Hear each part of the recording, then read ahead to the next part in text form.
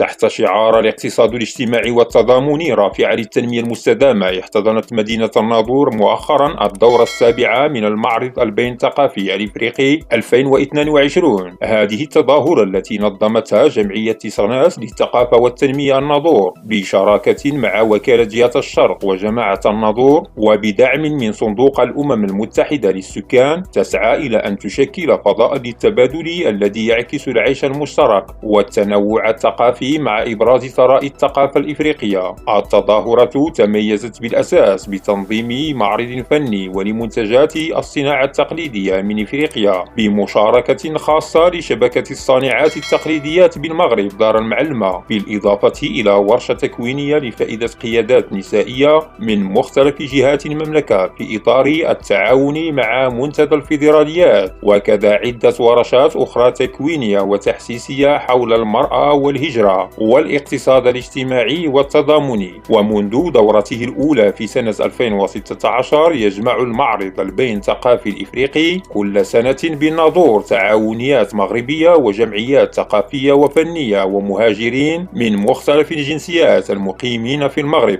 من خلال مجموعة من الأنشطة الثقافية المشتركة الرامية إلى خلق فضاء للتعايش والعيش المشترك والتماسك الاجتماعي.